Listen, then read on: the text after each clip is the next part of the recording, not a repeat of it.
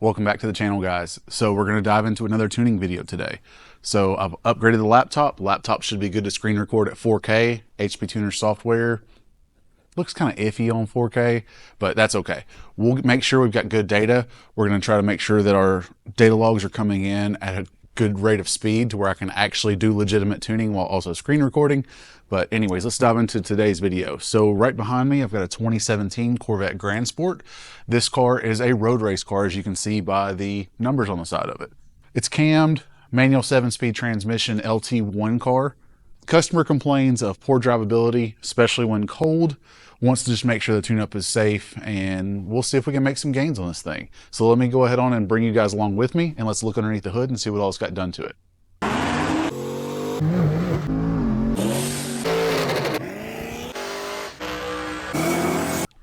I'm digging this car. Let's go ahead on and get the hood up. She's got the seats that's going to be hard to fit my big ass in and out of. So between the 4-post arm going up beside the dyno and that, this one's not going to be as fun. So once we're in this thing, we're going to try to stay in this thing for a little bit. It's the downside of working on race cars. Sometimes there's a bar on the side that also makes it difficult to get into. All right, so right off the bat, seeing DSX Flex Fuel Kit, or I'm assuming it's DSX, it may not be. Positioning looks like DSX though.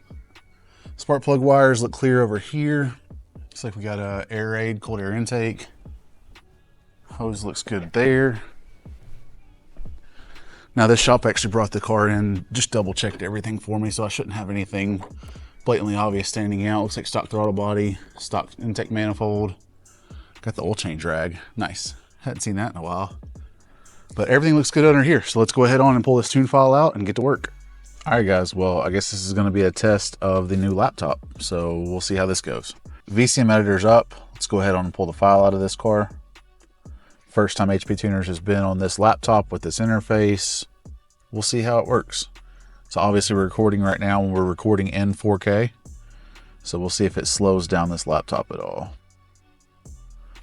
So far everything looks good. Font looks kind of strange. Hopefully it don't look too bad on you guys' end. All right, so we're gonna read the ECU. We're not gonna read the CCM. So as you'll see, it's already set up to do not read. The only time you really need to read the CCM on these is if you change the exhaust and you get rid of the function of the AFM valves or the NPP valves, anything like that. Usually you'll get a check engine light for altering those valves. But otherwise, you really shouldn't have to touch the CCM module. Now, the cool part about it is if you do want to license it, you can tune your exhaust valve positions with it, depending on which driver demand mode you're in. So, I mean, sometimes it's nice to make like a stealth mode off the knob and things like that. But otherwise, we're just not going to worry about the CCM module. So anyways, we're going to let this read out. I'm going to save the file, and then we'll get to work. All right, so tune file is saved.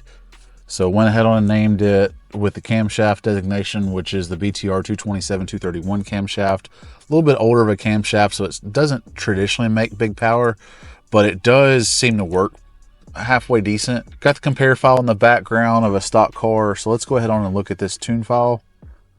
So first we're going to go to engine idle. Look at the idle RPM. 900's kind of high for this camshaft, but we'll just see how it does. Idle speed control has been altered in a manner that's not typically favorable. Zero pedal torque has been modified in a manner that's not typically favorable. So speed density table hasn't been touched. Variable camshaft, I'm not sure what's going on here. Having a negative number here, it's not how the system works. If you wanted to retard the cam up top, what you should be doing, it would be a positive number. So not sure what they were thinking there. Stoic 0% alcohol is incorrect. So anytime you're tuning stoic on these, you want to tell it the truth. So 0% alcohol should be 14.7, and then 100% should be 9, and then you interpolate between the two. So that'll have the math skewed a little bit. Yeah, enrichment rate doesn't need to be that high. Just the basic stuff. I mean, they just kind of went through here and it looks like they just were unsure of what they were doing, so they just kind of started punching in numbers. Spark smoothing's disabled. This car with this camshaft, you should be able to leave that enabled and the car drive nice. Engine, I mean, that's not how I would set up timing at all.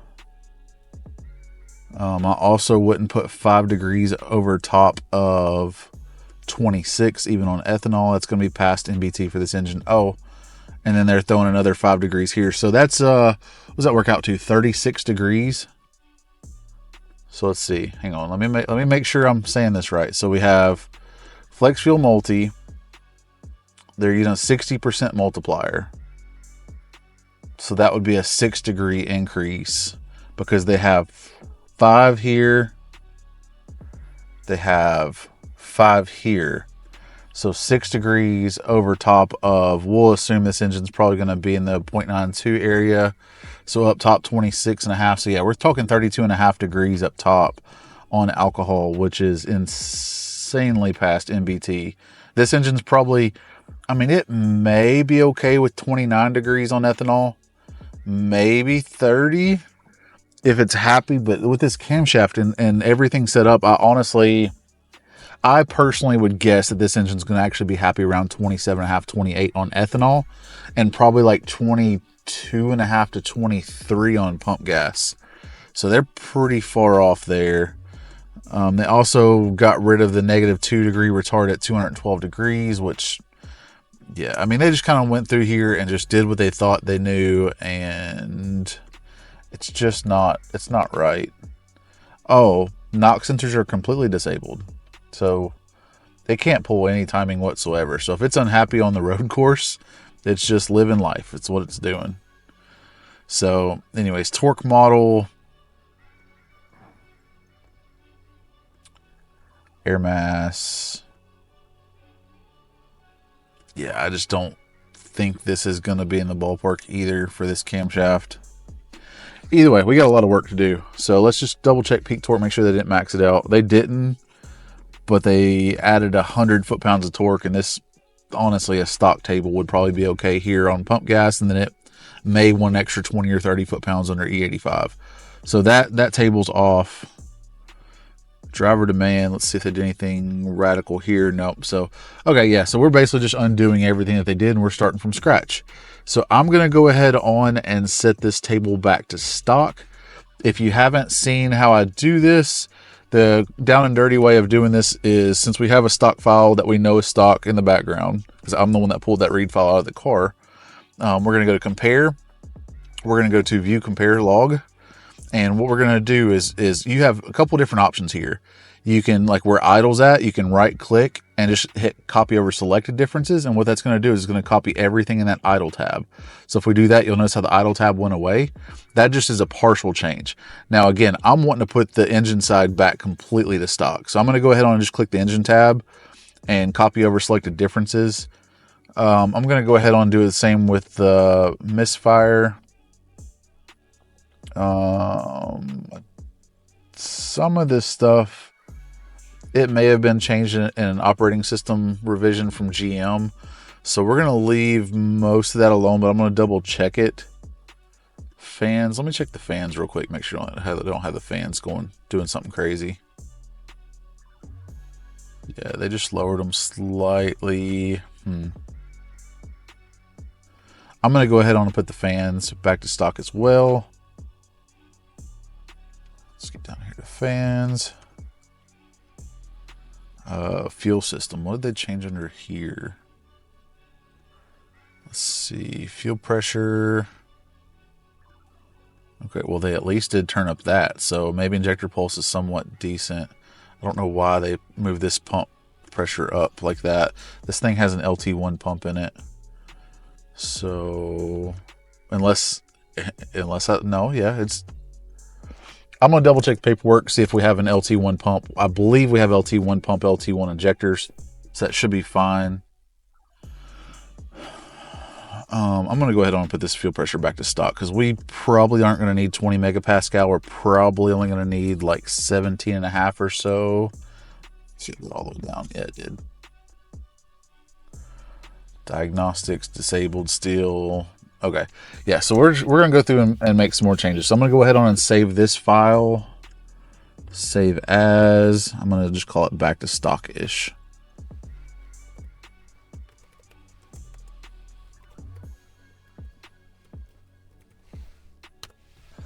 Okay.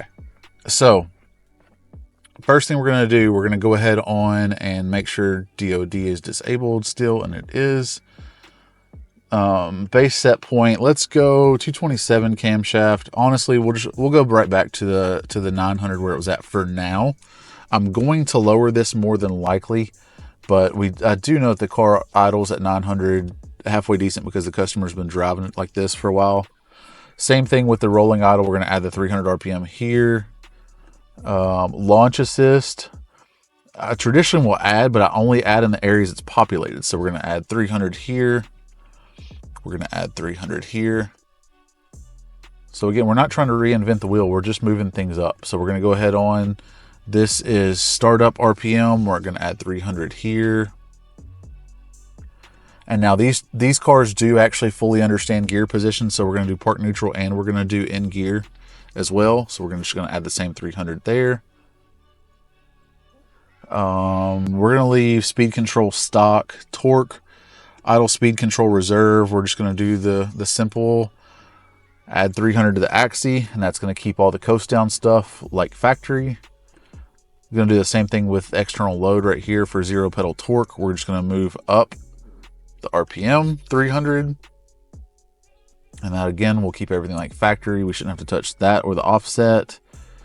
Airflow, we're just going to leave this alone. Base airflow right here. Let's add this camshaft for now. Let's add 4 grams per second. And we're going to do the same thing with this split CLO.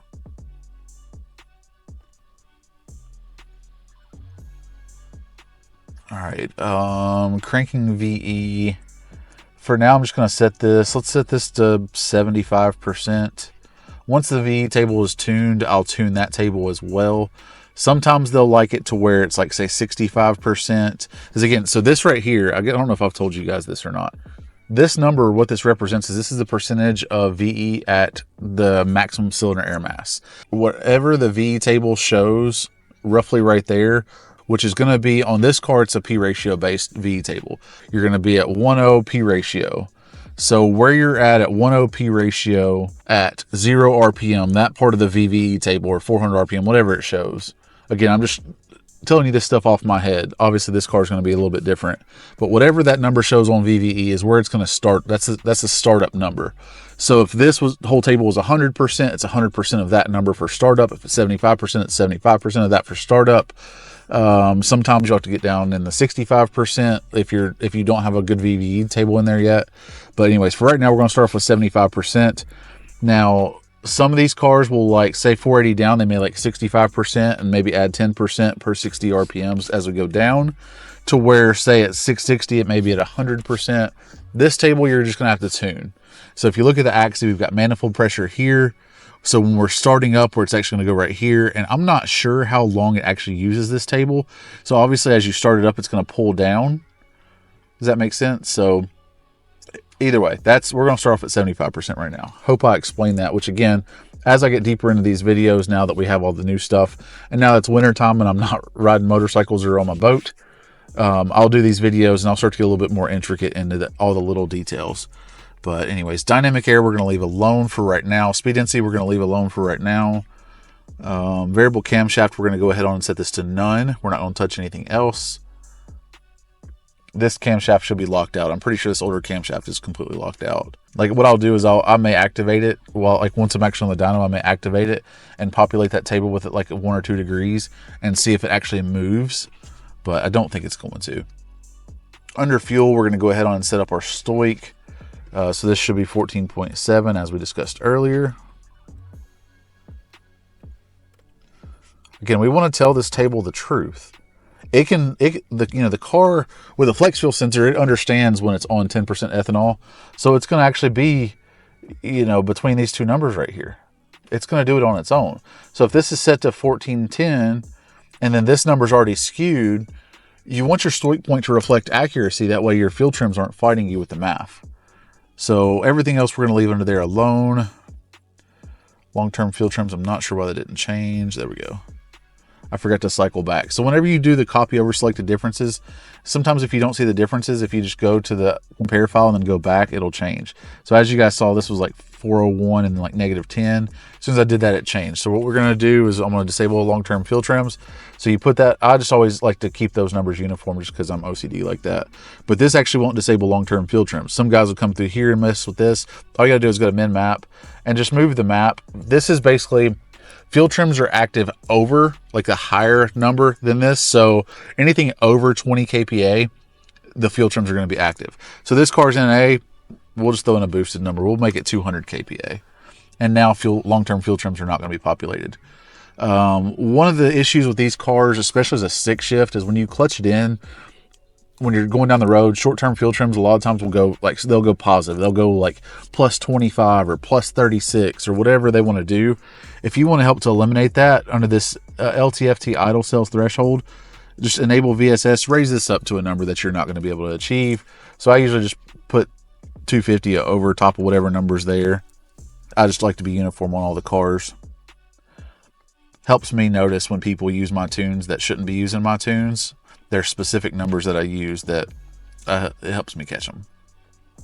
Open loop base, we'll leave that alone. Power enrichment, we're going to leave this alone for now. Cutoff, DFCO. Anytime I'm working on these cars, deceleration fuel cutoff, I leave that on. But because we have a 300 RPM elevated idle, I like to keep that threshold at the same. So what I'm going to do is I still have the stock file in the background. I'm going to switch this over and I'm going to make this an extra 300. I'm going to do the same thing for the disable RPM as 300 and the clutch fuel cutoff. I'm going to also raise it up 300. So now when I go back, we've got a 300 RPM increase here, 300 RPM increase here. If you want to be uniform, you can go ahead on and do it under the TCC, even though this car is a stick shift. But that way the numbers, I mean, GM had them all matching. We might as well make them match. Flex fuel, we're going to enable this. And we're going to switch this over to sensor. I'm going to leave all this alone. This is preset by GM and it works just fine. Some guys will raise this maximum ethanol percentage up. It doesn't matter. Honestly, the sensor, even if you can see, even if you get ethanol where it actually shows the 85%, it will still show it. It's just going to use the inference of 80%. Again, I just like to use it like factory. I've set these up to 100 before and noticed no difference in fuel trims even when it showed over 80. So I roll with it just like factory. I had a 15 Yukon that was flex fuel, and this is exactly how they were set up. Spark right now, we're going to leave all this stuff alone. We're going to, all the knock sensor stuff, we're going to leave all this stuff alone. So torque model, this is where you get one to start halfway decent. So what we're going to do is we're going to go under edit. We're going to go under virtual torque. And now some operating systems, your E85 torque model is completely different than air mass. It's almost like they weren't expecting the vehicle to ever be on ethanol. But fortunately, most of the LT1 cars are the same, no matter whether you're on E85 or under regular air mass. So if you look like right here, it's -101, -105. We can go under E85 air mass and it's still -1, -105. So we can make the similar changes here. I will tune this torque model, but for right now, we're just going to get this thing fired up. So with this camshaft, let's say it's going to want let's do 25% reduction. So anytime you want to reduce the amount of torque, the reason why we're reducing it is because this camshaft is going to need more air mass to idle. It's just the nature of the beast. We've got higher RPM, we have less manifold vacuum, so it's going to require more air mass to idle. So what we need to do is we need to tell the ECU, okay, we have an increase in air mass at idle. So the ECU right now is going to think that the engine's making more torque. What's not. This camshaft shifts the torque curve to the right, and it's going to reduce idle torque. And because it's reducing idle torque, we need to also tell the ECU, hey, this engine is making less torque at idle. So we need to also lower its numbers. So anyway, so we can do this in a pretty simple manner. Now, when you're trying to reduce a negative number, you're actually going to multiply like with an additional percentage. So we're going to multiply that times 1.25. You notice how the numbers went blue. That's because it's been reduced. We're going to go to the same spot, 550 to 950. And now we can actually reduce these 0.75. And then what I'm going to do is I'm going to highlight that, and I'm just going to interpolate vertically. So that's brought that down where I think it needs to be. And then we can go ahead on and just make this transition from 950 to 1800. We can just interpolate horizontally. And so we'll click extrapolate coefficients, and that's calculated now. Map, we're going to do the exact same thing. I've already got 0.75 up here. So what I'm going to do is I'm going to start at the bottom, times 0.75, go right here, and we're going to go 1.25 to reduce a negative number. We're going to highlight these, and we're going to interpolate vertically. We're going to grab 950 to 1800. We're going to interpolate horizontally, extrapolate coefficients, and we're going to do the same for the E85, because again, this car is flex fuel. So let's do 1.25. Oh, wrong one. Getting ahead of myself. Negative number, 1.25. Positive number, 0.75. Now again, this number is just generic that I'm using right now. So I've got to tune the idle torque, but we're going to say that this camshaft has effectively reduced idle torque by 25%. That's the reason why we're modifying this. Now, the way these cars are, they really like to idle around 0 foot-pounds of torque. Like 0 pedal torque likes to be right around 0. So because of that, I'll just continue to tune this torque table until when we're idling with the AC off and in neutral, it will show 0 foot-pounds of torque roughly on 0 pedal torque. So I'll show you guys that in the log. But then doing that, once you have that effectively around 0, then you can modify your AC torque tables to where when you kick on the AC, it still shows 0 pedal torque is 0. And then everything else seems to work. All your coast down tables seem to work correctly. All your idle torque reserve tables seem to work correctly. So my method may not be the 100%, Greg Banish perfect method, but my method seems to drive extremely nice and have really good drivability, and I don't have to mess with all the torque reserve tables and 0 pedal torque external load tables and all that stuff. If you do it this way, this is the way I have personally found to be the best. So loss, this right here is the AC load. This is what I was talking about, where you would tune this after you got 0 pedal torque dialed in with the AC off. So we're not going to touch that. Torque management, we don't need to touch, I don't think, any of this. Yeah, everything else should be good for right now for the car to start up. So I'm going to go ahead on and file, save as. I'm going to type this in as a mod. And I'm going to have to buy some credits. So let's go ahead on and I'm going to click the right vehicle button, but it's going to show up that I need credits. So we're going to show license options. Now, if you haven't added credits before to these, I'm going to go ahead on and show you that. So right now it shows I have 0 credits available. So we're going to go under purchase credits online. Let me go ahead on, and I have not logged in on this one before. Seriously, the battery saver's already on. I'm going to have to modify those settings. All right, so my account, and when I click it, it's going to go ahead on and log me in. I'm going to go ahead on and choose my MPVI. I need to add 4 credits. Take that out. All right, and Capital One's trying to tell me it's got a savings code, but it actually doesn't. We've been there and tried that. Go ahead on and blur out some of this info for you guys. But you're going to go over here. I always use PayPal. I'm not a robot, I don't think. Click PayPal. I need to go ahead on and log in. Yep, it's me.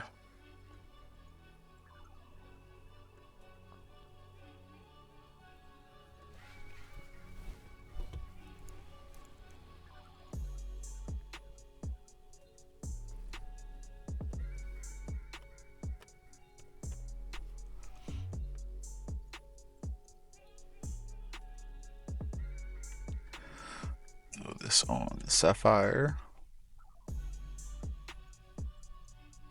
Gotta get them travel points, All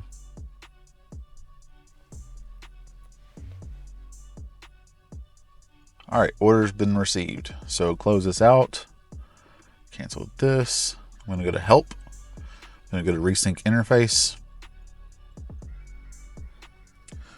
Get a half dozen emails because PayPal just paid HPtuners.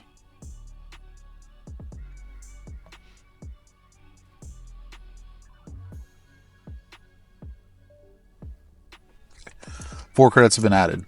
So this cable was a total of 2,509 credits ran through it, which I've had multiple cables. So, all right, show license options.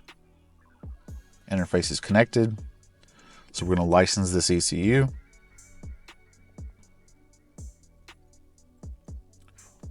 Wake up. All right. Yes. Don't start getting slow on me. Spent a lot of money on this laptop, so. All right, so while we write that in, let's see how the laptop's doing. So this is a MSI Stealth. I was going to go with a 4080 laptop, but this one, they pretty much told me that this thing should do exactly what I want it to do, but I like the size and the weight of it. So let's actually see what the hardware is doing right now. We're writing and recording in 4K. It's not even using GPU. Okay, so I guess they were right that the 4070 would be fine because we're not even using it. So CPU, this one has the AMD Ryzen AI 9. So this was about $1,000 cheaper than the other one I was looking at. I mean, it's still a $2,000 laptop, but everything seems to be working good. So writing this into the car, I'm going to hop out, turn on the fans, and we'll take some data logs.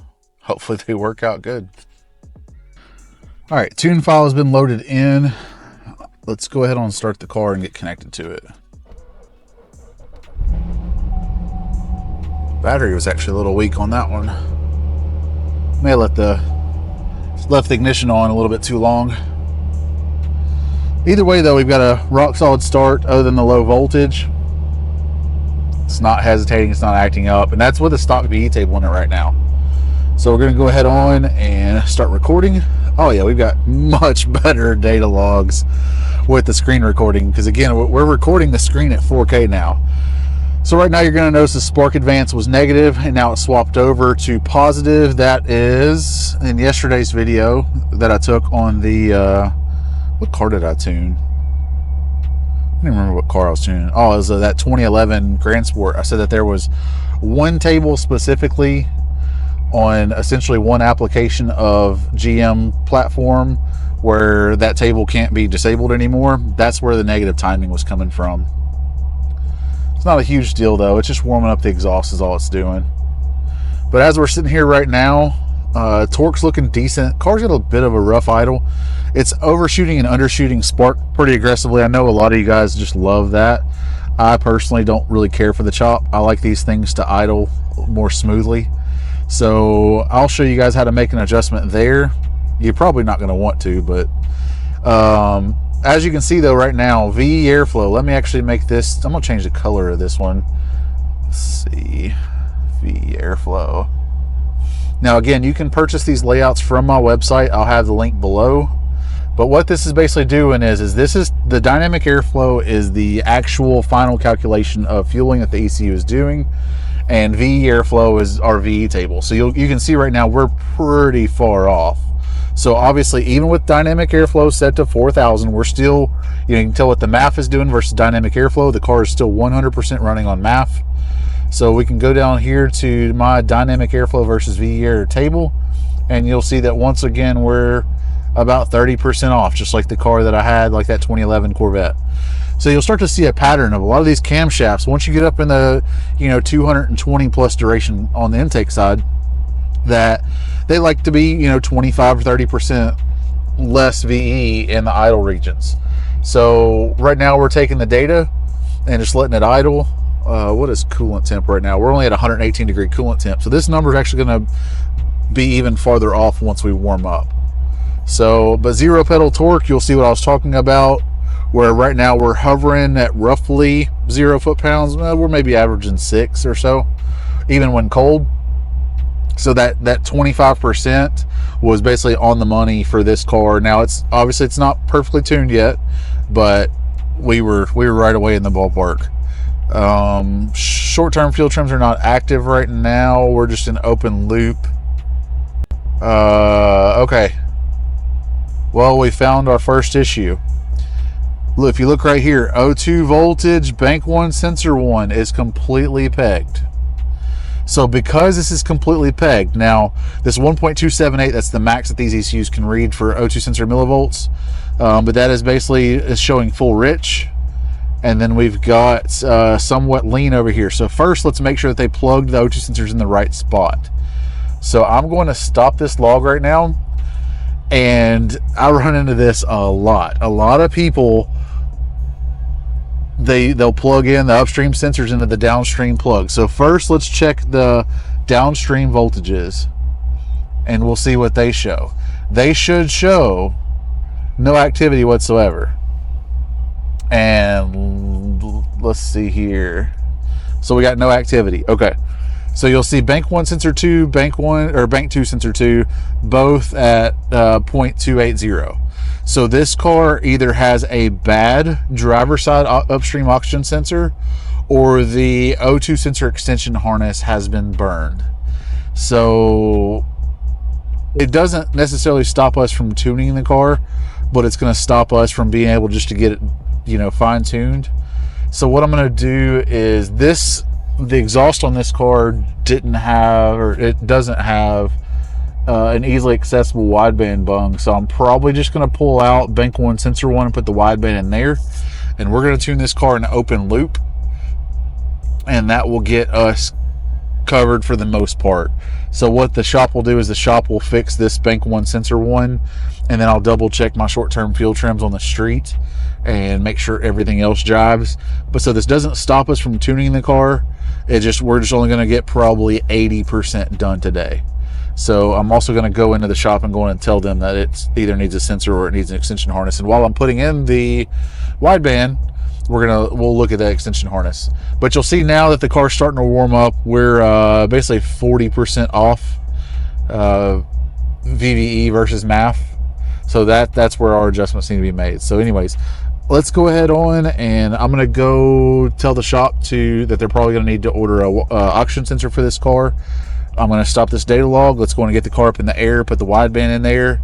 I'll go ahead on and import in one of my VE tables to get us closer in the ballpark, and we're going to get to work. All right, so pulled out these extensions. You can see whoever decided to make their own extensions.